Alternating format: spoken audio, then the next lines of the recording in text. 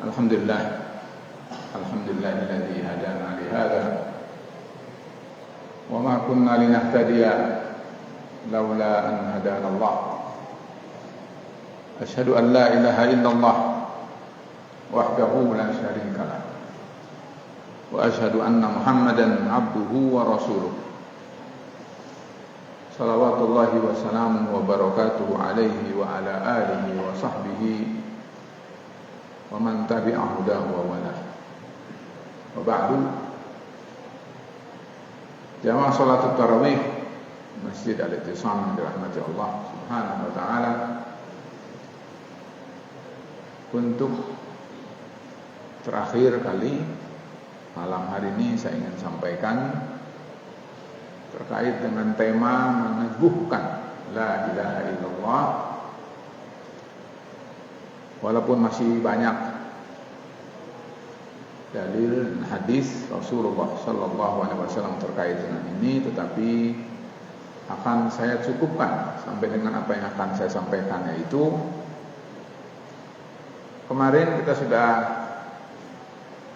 dengar bersama bahwa la ilaha illallah memiliki banyak keistimewaan.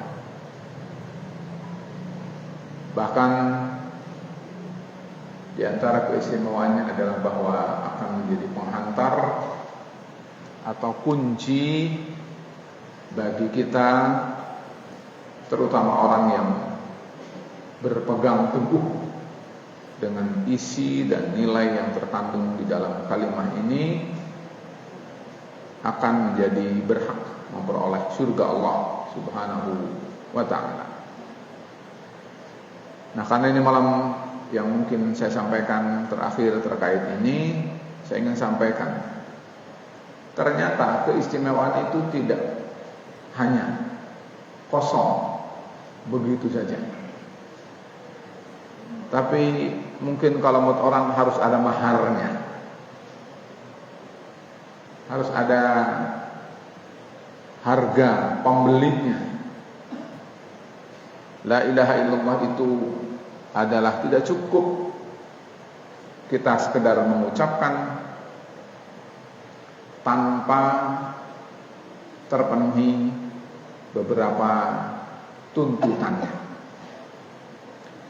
Seperti misalnya dikatakan oleh Al-Imam Al-Hasan Al-Basri,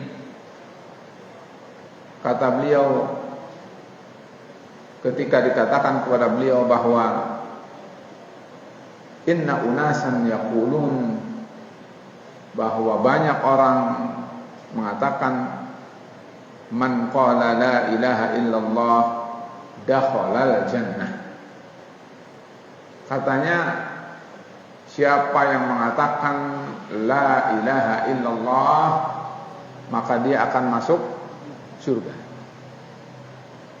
Tanggapan Al-Imam Al-Hasan Al-Basri, kata beliau, qala man qala la ilaha illallah, ya, itu adalah bagi siapa yang mengatakan la ilaha illallah, lalu kata beliau fa adda haqqaha wa fardaha dakhala jannah.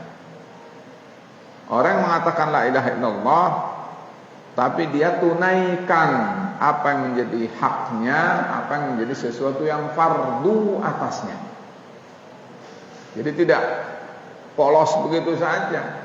La ilaha illallah itu harus dipahami ada tuntutan, ada konsekuensi yang harus dipenuhi oleh siapa saja yang mengucapkannya. Bukan hanya beliau, Al-Imam Al-Bukhari di dalam Sahih Al-Bukhari, ketika ada orang mengatakan kepada Wahab bin Munabbih, katanya begini, alaisa la ilaha illallahu miftahul jannah, bukankah la ilaha illallah itu adalah kunci masuk surga? Kata beliau, qala bala, benar. Walakin, ada kata walakinnya, walakin laisa miftahun illa lahu asna. Tolong antum perhatikan bahwa setiap kunci mesti ada geriginya, betul tidak? Kalau bahasa kita walaupun tidak ada geriginya, ada passwordnya lah, betul tidak? Ya, misalnya zaman digital sekarang, ya kan? Kan tidak mesti pakai segede tangan seperti kunci pada zaman baheula, ya tidak? Tetapi kunci itu harus ada kunci-kuncinya atau passwordnya atau kata yang menjadi pembuka. Kata beliau, fa in ji'ta bimiftahin lahu asnan futihalaka wa illa lam yuftah lak. Kalau kamu bawa kunci dan kunci itu ada giginya, maksudnya ada sesuai dengan jodohnya, betul tidak? Maka insya Allah akan kebuka pintu itu. Tapi kalau kunci itu adalah bukan jodohnya, tidak ada giginya, ya nggak akan kebuka. Jadi kata beliau, kita harus paham apa yang dimaksud. Nah, saya sampaikan. Satu, ada hadis. Ini kalau hadis yang terkait ini saja itu ada 9 halaman ya, karena ada panjang ada pendek, tapi saya ingin kutip saja. Mudah-mudahan kita sabar. Satu, diriwayatkan oleh Al-Imam Al-Bukhari melalui Abu Hurairah. Kata beliau, Rasulullah bersabda, as'adun nasi bi syafaati yaumal qiyamati, orang yang paling berbahagia dengan syafaat Muhammad sallallahu alaihi wasallam pada hari kiamat adalah man qala, orang yang mengatakan, nah ini orang yang mengatakan la ilaha illallah. La ilaha illallah yang kita bahas sekarang, tapi tidak cukup sampai di situ. Kata bi khalisan min qalbi nafsihi, min qibali nafsihi, tulus keluar dari lubuk hati yang paling dalamnya.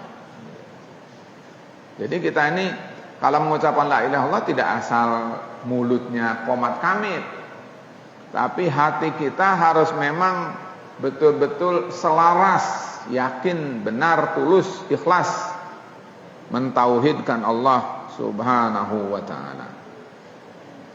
Dalam bahasa lain diriwayatkan oleh Al-Imam Al-Bukhari dan Al-Imam Muslim, hadisnya panjang dari Itban bin Malik. Rasul bersabda begini, kata beliau, fa innallaha qad harrama 'alan nari man qala la ilaha illallah yabtaghi bidzalika wajhallah.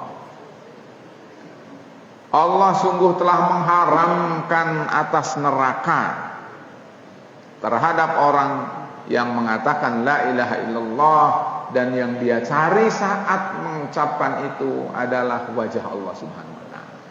Jadi bukan dunia, bukan yang dipuji, bukan apapun, tapi semata-mata yang dia orientasikan adalah ingin memperoleh Allah Subhanahu wa ta'ala. Kedua, jadi tadi adalah harus dengan ikhlas, datang tumbuh dari lubuk hatinya. Kedua, hadis Rasul diriwayatkan oleh Imam Muslim dari Abu Malik dari ayahnya. Kata beliau, Rasul bersabda, man qala la ilaha illallah wa kafara bima yu'badu min dunillah haruma maluhu wa damuhu wa hisabuhu wa 'ala Allah. Orang yang mengatakan la ilaha illallah dan dia kafir terhadap apa saja yang disembah, yang diibadahi, yang dipatuhi, yang dia menghinakan diri kepadanya, dan itu adalah selain Allah. Kafir kepada selain Allah, baru itu la ilaha illallahnya benar. Tapi kalau dia beriman pada Allah juga, tetapi ada juga tersimpan di sisi Allah selain Allah, wah itu namanya syirik. Wah tentu haram, nanti akan diharamkan masuk ke dalam neraka. Ada lagi yang lain, misalnya diriwayatkan oleh Imam An-Nasa'i dari Ya'qub bin Asim, kemarin sudah saya sampaikan kalau salah, yaitu bahwa dia harus mukhlishan biha ruhuhu musaddiqan biha qalbuhu lisanahu. Jujur, selaras, sejalan apa yang diucapkan oleh mulutnya dengan apa yang menjadi pendorongnya itu di dalam hatinya. Berikutnya adalah yakin. Yakin, tidak ragu. Ada di dalam hadis Rasul, kata beliau begini, man laqiyallaha man laqiya yashhadu an la ilaha illallah mustaiqinan biha qalbuh. Orang itu mengatakan la ilaha illallah, hatinya yakin bahwa dengan la ilaha illallah ini Allah akan ridho padanya, Allah akan mengharamkan dia masuk ke dalam neraka, dia akan diridhoi oleh Allah Subhanahu wa taala, dan dia setulus itu dan yakin tanpa ragu, baru dia akan berhak memperoleh keistimewaan.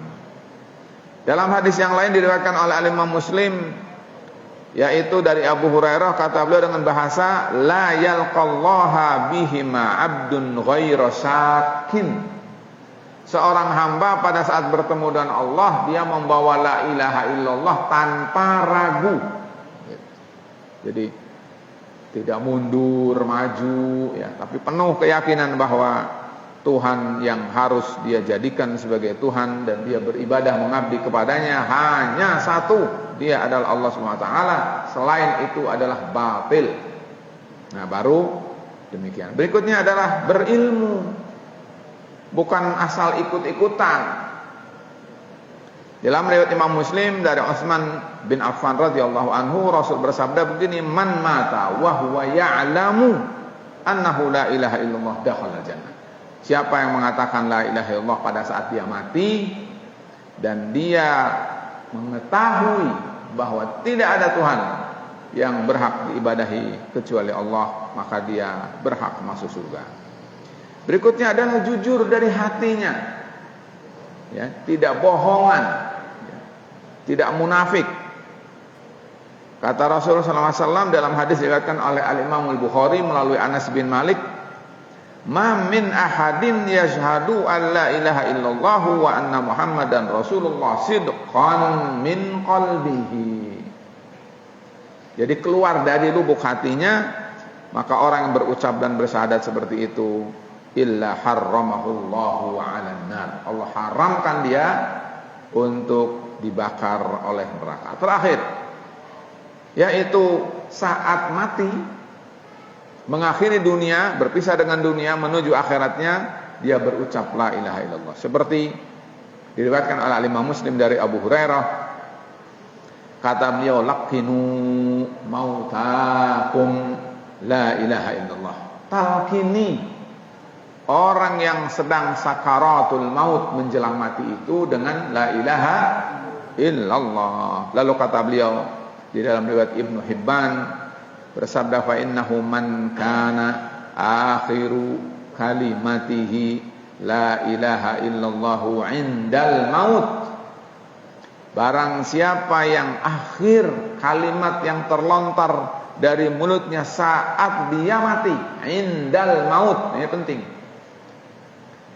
maka kata Rasul, dakhalal jannah yauman minad dahri wa in asabahu, dan seterusnya. Jadi para jemaah sekalian, itu diantara yang kita harus dengar, bahwa Rasul bersabda tidak kosong la ilaha illallah, kita harus berisi, dan isinya adalah seperti yang tadi secara singkat saya sampaikan hadis-hadisnya. Mudah-mudahan kita semakin yakin, karena itu berusahalah la ilaha illallah kita itu untuk jadi bagian dari isi hidup kita yang istimewa, bukan sambilan, bukan waktu sisa, tapi gunakan la ilaha illallah untuk la ilaha illallah, untuk membela la ilaha illallah, untuk meninggikan la ilaha illallah adalah jalan hidup.